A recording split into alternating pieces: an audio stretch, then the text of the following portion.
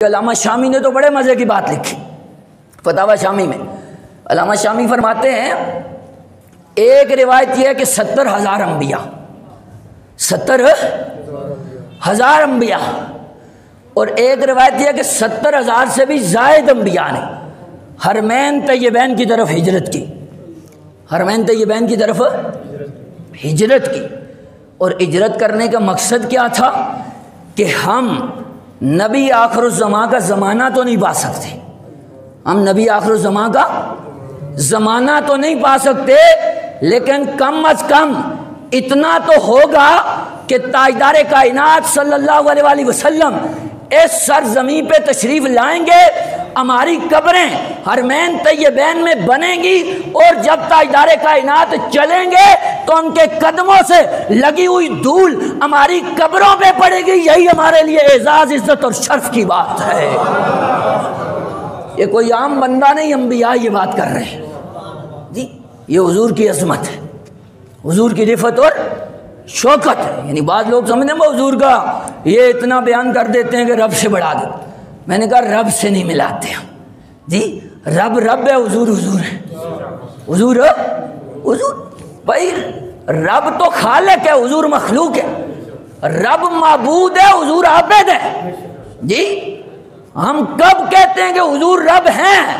لیکن درجہ الوہیت کے بعد، درجہ محبوبیت کے معبودیت کے بعد جو مقام، مرتبہ، رفعت، شان، شوکت رب نے عطا فرمائی ہے وہ اپنے حبیب جناب محمد مصطفیٰ کو عطا فرمائی جی۔ تو اس لیے یہ تو مہینہ حضور کی عظمت کا، حضور کی رفعت اور شوکت کا ہے، جس پہ نا لوگ یہ کہتے ہیں کہ آپ اس کو عید کہتے ہیں، آپ اس کو عید کہتے ہیں۔ میں نے کہا ہم اس کو عید کہتے ہیں، صرف عید نہیں کہتے، عیدوں کی بھی عید کہتے ہیں، عیدوں کی بھی، اس لیے کہ اگر یہ عید نہ ہوتی تو نہ عید الفطر ہوتی، نہ عید الاضحیٰ ہوتی جی، نہ زمین ہوتی نہ آسمان ہوتے جی، نہ جناب آدم ہوتے، نہ کوئی کائنات کا ذرہ ہوتا، یہ سب کچھ بنا حضور کے لیے۔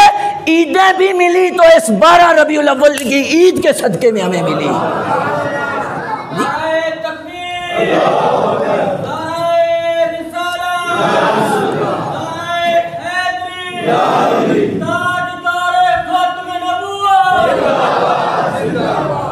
یہ عید ہے، اور کیسی عید ہے آپ دیکھیں نا، قرآن کہتا ہے ربنا انزل علینا مائدۃ من السماء تکون لنا عیدا لاولنا وآخرنا۔ یہ جناب عیسیٰ کی دعا ہے، جناب عیسیٰ رب کی بارگاہ میں دعا کرتے ہیں کہ بار الہ تو آسمان سے ہم پر مائدہ، کھانا، رزق نازل فرما، تیرا یہ رزق نازل فرمانا ہمارے پہلے کے لیے بھی عید ہوگا اور بعد والوں کے لیے بھی عید ہوگا۔ قرآن کیا کہتا ہے کہ اگر رزق نازل ہو تو وہ دن کیا ہوتا ہے؟ عید ہوتا ہے۔ کہنے والا بھی اللہ کا نبی ہے، جناب عیسیٰ ہے۔ تو میں یہ کہنا چاہتا ہوں کہ جس دن رزق ملے وہ دن بھی عید ہوتا ہے، اور جس دن قاسم رزق تاجدار کائنات ملے وہ عیدوں کی عید ہوا کرتا ہے، وہ عیدوں کی عید ہوا کرتا ہے۔ اور پھر جس دن رزق ملے وہ عید ہے، جس دن رزق ملے، اور جس کے صدقے رزق ملے، جس کے صدقے رزق ملے وہ کیوں عید نہیں ہے جی؟ اس لیے رسول اللہ کی آمد کا دن عید ہے، یہ عید ہے۔ اور یہ تو آپ سنتے رہتے ہیں نا، بس جمعہ عید ہے، جمعہ عید ہے۔ ابو ہریرہ رضی اللہ تعالیٰ عنہ سے مروی ہے، مستدرک الحاکم میں حدیث مبارکہ کہ حضور نبی کریم صلی اللہ علیہ وسلم نے فرمایا یوم الجمعۃ عید، کہ جمعہ کا دن عید ہے۔ حضور نے فرمایا فلا تجعلوا عیدکم یوم صیامکم الا ان تصوموا قبلہ او بعدہ۔ حضور نے فرمایا کہ جمعے کا دن عید ہے، عید کے دن روزہ نہ رکھو، عید کے دن روزہ نہ رکھو۔ فرمایا ہاں اس سے پہلے یا بعد اگر رکھ رہے ہو نا، ویسے جی یعنی ایک دن پہلے آپ نے روزہ رکھا ہے تو پھر جمعے کو بھی رکھ لو، ایک دن بعد رکھنا ہے تو پھر جمعے کو بھی رکھ لو جی۔ یہ رمضان المبارک کے مہینے کی بعد کی بات ہے، اس کے علاوہ کی بات ہے، یعنی فرائض جو رمضان ہے، روزے ہیں، ان سے علاوہ۔ تو حضور فرما رہے ہیں جمعہ عید ہے۔ میرے مقصد کی جو بات ہے نا اس حدیث مبارکہ میں جو عرض کرنا چاہتا ہوں، حضور نے جمعے کو عید فرمایا، جمعے کو، اور صرف عید ہی نہیں فرمایا۔ حضور نبی کریم صلی اللہ علیہ وسلم فرماتے ہیں کہ یہ جمعہ جو عید ہے نا، یہ عید الفطر سے بھی افضل ہے اور عید الاضحیٰ سے بھی افضل ہے۔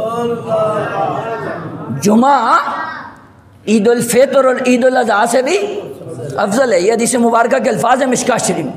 حضور نے فرمایا ان یوم الجمعۃ سید الایام واعظمها عند اللہ وهو اعظم عند اللہ من یوم الاضحیٰ و یوم الفطر او کما قال علیہ الصلوۃ والسلام۔ حضور نے فرمایا بے شک جمعہ یہ عید ہے، تمام دنوں کا سردار ہے، اور اس کی رب کے ہاں عزت اور عظمت یہ ہے کہ یہ عید الفطر اور عید الاضحیٰ سے بھی افضل ہے۔ عید الفطر اور عید الاضحیٰ سے بھی کیوں افضل ہے جی؟ وجہ کیا ہے؟ جمعے کی افضلیت کی وجہ کیا ہے؟ ابو داؤد شریف میں حضور نبی کریم صلی اللہ علیہ وسلم نے خود بیان فرمایا لِأَنَّهُ خُلِقَ فِيهِ آدَمُ کہ جمعہ کی افضلیت کی وجہ یہ ہے، اور جمعہ عید اس لیے ہے کہ اس دن جناب آدم پیدا ہوئے، اس دن جناب آدم پیدا ہوئے۔ تو میں یہ کہنا چاہتا ہوں کہ جس دن جناب آدم آئے وہ بھی عید ہے، اور جس دن آدم کے بھی امام آئے، جس دن آدم کے بھی سردار آئیں، یعنی جناب آدم کو تو رب تعالیٰ نے مخاطب فرمایا لولاک لما خلقتک، فرمایا پیارے آدم اگر محمد کو پیدا نہ کرنا ہوتا تو میں تجھے پیدا نہ کرتا۔ جناب آدم کو جس کی وجہ سے پیدا کیا گیا ماننا پڑے گا کہ جس دن وہ آئے وہ دن عیدوں کی بھی عید ہوا کرتا ہے، وہ دن عیدوں کی بھی عید ہوتا ہے۔ باقی ہم تو چونکہ محبت والے لوگ ہیں، ہمیں حضور سے پیار ہے۔ بھائی عید کا معنی ہے خوشی، عید کا معنی ہے خوشی۔ پتہ ہے شیخ علوی مالکی نے تو یہاں تک لکھا ہے، آپ فرماتے ہیں بھائی عید جو ہے نا، یعنی ہم حضور کی آمد کے دن کو عید کہہ سکتے ہیں، کہہ دیتے۔ آپ فرماتے ہیں ہمارے پاس الفاظ ہی نہیں کہ اس دن کو کیا کہیں جی۔ بھائی عید کی خوشی محدود ہوتی ہے نا، چند دن ہوتی ہے ختم ہو جاتی۔ حضور کی آمد سے تو وہ خوشی ملی ہے جو ختم ہونے والی نہیں، جو دائمی ہے، جو ہمیشہ کے لیے ہے، صرف دنیا میں بھی نہیں، حضور کی امت کو تو حضور کے صدقے یہ خوشی میدان محشر میں بھی نصیب ہوگی جی۔ تو وہاں بھی خوشی ملی، تو یہ خوشی تو محدود نہیں ہے، اس خوشی جیسی تو خوشی کوئی نہیں۔ تو شیخ علوی مالکی کہتے ہیں کہ ہمارے پاس الفاظ ہی نہیں ہے اس کو کیا کہیں، تو اس لیے پھر اور کوئی الفاظ نہیں ملتے تو ہم عید کہہ دیتے، ہم عید کہہ دیتے۔ اس لیے 12 ربیع الاول عید ہے، 12 ربیع الاول عید ہے۔ اور تیسری دلیل سنیں اختتام سے پہلے، یہ جامع ترمذی میں حدیث مبارکہ ہے کہ عبداللہ ابن عباس رضی اللہ تعالیٰ عنہ سے مروی ہے، آپ فرماتے ہیں کہ یہ آیت جب حضور نے تلاوت فرمائی نا، الیوم اکملت لکم دینکم واتممت علیکم نعمتی، تو عبداللہ ابن عباس کے پاس ایک یہودی بیٹھا ہوا تھا، وہ کہنے لگا لو انزلت هذه الآیت علینا لاتخذنا یومها عیدا، کہ اگر یہ آیت ہم پہ نازل ہوتی تو جس دن یہ آیت نازل ہوئی تھی نا، ہم اس دن کو عید بنا لیتے، ہم اس دن کو۔ حضرت عبداللہ ابن عباس نے کیا کہا؟ فرمایا فَإِنَّهَا نَزَلَتْ فِي يَوْمٍ عِيدٍ، فرمایا تم ایک عید بناتے، جس دن یہ نازل ہوئی تھی ہمارے لیے اس دن 2 عیدیں تھیں، ہمارے لیے اس دن 2 عیدیں تھیں، یوم الجمعہ و یوم العرفہ، وہ جمعے کا دن بھی تھا اور عرفہ کا دن بھی تھا۔ تو میں پوچھنا یہ چاہتا ہوں کہ جس دن آیت نازل ہو، ایک آیت، وہ دن کیا ہوتا ہے؟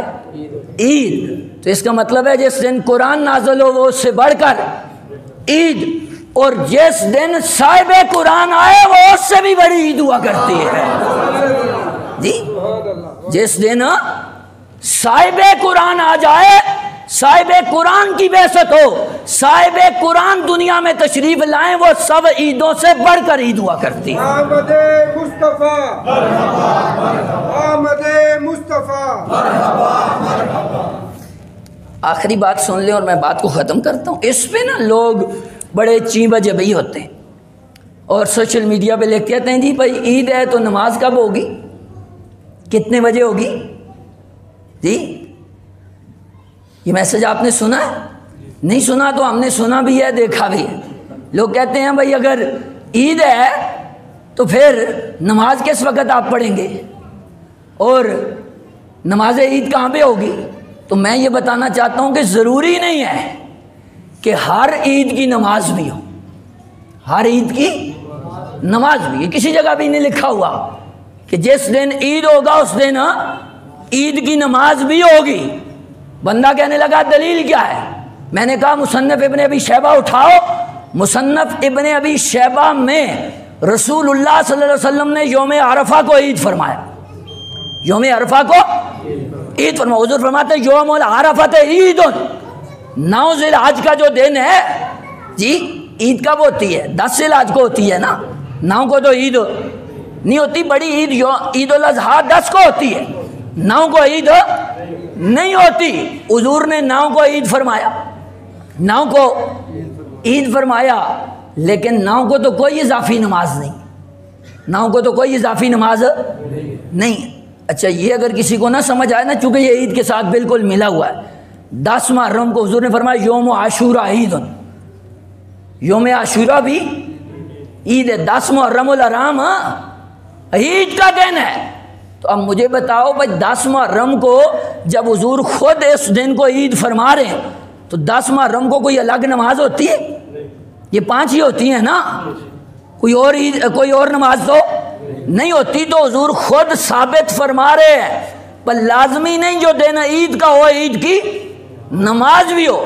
عید کا مطلب ہے خوشی کا دن، تو سب خوشیوں سے بڑھ کر جو خوشی ہے وہ تاجدار کائنات کی آمد کی، وہ حضور کی آمد کی ہے کہ حضور آئے تو جن و انس، چرند پرند درند، حتیٰ کہ پتھروں اور درختوں نے بھی خوشیاں منائی، پتھروں اور درختوں نے بھی۔ میں علامہ ابن حجر کے حوالے سے یہ متعدد مرتبہ بیان کر چکا۔ علامہ ابن حجر فرماتے ہیں پانی میں رہنے والی مچھلیاں بھی خوشیاں منانے لگی جی، وہ بھی خوشیاں منانے لگی، اور جنگل میں رہنے والے وحشی جانور بھی خوشیاں منانے لگے۔ ان سے کسی نے پوچھا تمہیں کیا ہوا؟ انہوں نے کہا ہونا کیا تھا، حضور آ گئے۔ ارے یہ تو یہ آتش کدہ ایران بجھ گیا، آتش کدہ ایران بجھ گیا۔ صبح آ گئے نا، انہوں نے پوچھا بس تیل ختم ہو گیا جی، پٹرول مہنگا ہو گیا جی، پٹرول مہنگا ہو گیا، تیل مہنگا ہو گیا، اس لیے ختم ہو گیا، آگ نہیں جل رہی۔ تو نجومیوں نے بتایا تیل ختم نہیں ہوا، رات کو حضور دنیا میں تشریف لے آئے، یعنی حضور کی آمد کی خوشی یوں بھی منائی ہے۔ اور فرات مدارج النبوہ میں شیخ محقق نے لکھا کہ پانی نیچے کی طرف ہی بہتا ہے جی، آج بھی یہی اصول ہے کہ پانی نیچے کی طرف بہتا ہے۔ جس رات حضور کی ولادت ہوئی نا، صبح اٹھ کے لوگوں نے دیکھا تو پانی اوپر کی طرف بہہ رہا تھا جی، فرات اوپر کی طرف بہہ رہے۔ باگے باگے گئے لوگ نجومیوں کے پاس، ان سے پوچھنے لگے کہ یہ پانی کو کیا ہو گیا، پانی کو کیا ہو گیا؟ نجومیوں نے کہا ہونا کیا تھا، رات کو حضور آ گئے، رات کو حضور آ گئے، یعنی حضور کی آمد کی خوشی ہر چیز مناتی جی۔ میں نے آپ کو یہ بھی بتایا تھا اور پھر بیان کر دیتا ہوں، بات اسی پہ ختم۔ کعبۃ اللہ پتھر کا بنا ہوا رب کا گھر ہے، پتھر ہے نا جی، اس میں جان تو نہیں ہے، بے جان ہے، لیکن امام جلال الدین سیوطی فرماتے ہیں کہ تزلزلت الکعبۃ ولم تسکن ثلاثۃ ایام ولیالیہن، کہ جب ولادت مصطفیٰ ہوئی نا تو کعبۃ اللہ جو پتھر کا بنا ہوا رب کا گھر تھا وہ بھی ولادت مصطفیٰ کی خوشی میں جھومنے لگا،